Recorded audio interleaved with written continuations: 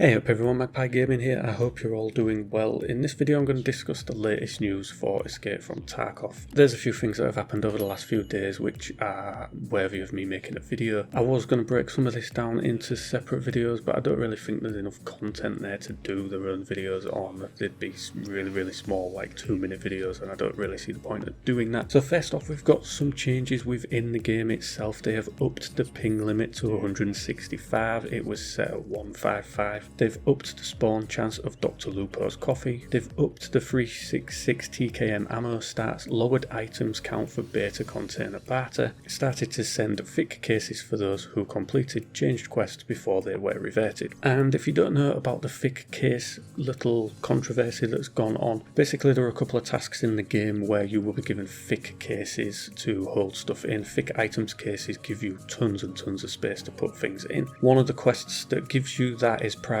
clinic. Upon completing that, you will be given a thick items case. So Battlestate decided to change that from a thick items case to just a regular items case, which is obviously a lot smaller in size. There was uproar from the community about this change and it was quickly reverted back. Now in the time it took them to change it back, obviously some people had completed this quest and had received just an items case. So Battlestate said that they would work out a way of getting everybody that had completed the quest in that time a thick items case. So now they've not only got an items case, they're going to get a thick items case as well. So I wish I'd have pulled some money out of the bag and finished that quest, but there you go, never mind. They were struggling at first, I think, to work out a way of getting it to those people, but they have now done it. I've seen in comments on Facebook, etc., that people have started to receive their thick items cases. So that's that one over and done with. The next big one out of that list is upping the ping limit. Now it was set at 155, they've upped it to 165. That's a very small change. It's only going to affect a handful of people, I think, but at least those people now will probably be able to game a little bit better than they could before. And I think what Battlestate is doing here is it's probably going to be incremental increases just to see how the traffic reacts to these changes. Obviously this has been done to try and combat RMTs flooding various regional servers and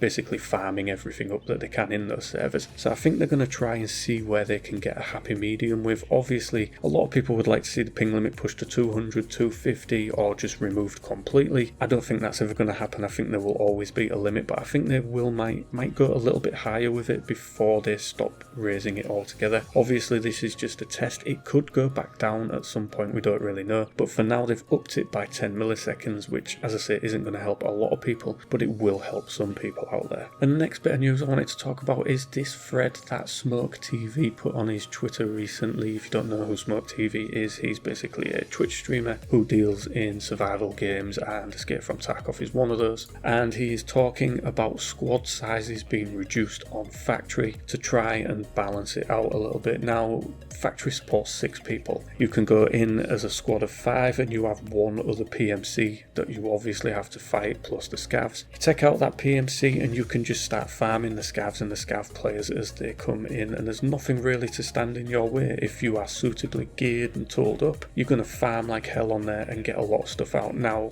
admittedly scavs don't have immensely great gear on them, but you're going to get out with stuff that you can make money out of. You know, each run could net you a lot of money. So he's on about reducing it to maybe 3 so that it's a little bit more balanced. And he's also said that his head maps are getting expansions, even Factory. Now expanding maps, I don't know too much about that myself. I know that, well, we all know that there is an expansions customs coming very soon. Expansion to Factory, I haven't heard about that. Now obviously when they do these big podcasts where they're talking for hours and hours, I don't sit there and listen to a lot of it. I wait for the breakdowns to be done and put on Reddit or the official Escape from Tarkov forum, and I pull my news off of that. Obviously there could be more between the lines stuff that I don't get hold of, so I'm probably going to have to start watching these podcasts a little bit more closely. But he talks about a lot of maps getting expansions. Now I can see the likes of Factory maybe getting an expansion. It's an extremely small map with a small player base on it, so it could, even in its its current form, probably support a lot more players, maybe upwards of 10, but your spawns would be very, very close. But to be fair, they're pretty close now anyway, so whether or not they would do that, I don't know. He does talk about upping the player limit in there or lowering the squad size. Either one of those would combat that issue of a 5-man squad basically farming everything up. As for the expansions, I don't know. Could we see an expansion of Factory? Probably, I reckon so, and I think some of these expansions that may or may not happen will be down to the fact that the game is running a lot better now in the engine Unity 2018. Obviously when they changed over to Unity 2018 there was a little bit of work to be done to get to grips with things. We're now just under a year in and it looks like they're starting to get to grips with it. We're definitely seeing better performance out of all of the maps, although I wouldn't expect to see an expansion on Shoreline. Obviously that's going to get the boss very soon. I don't expect anything else to change on that, to be honest. For Factory, yeah, maybe expand that would be okay, I suppose. For Woods, I don't know if you could really expand Woods. I don't know how you would expand it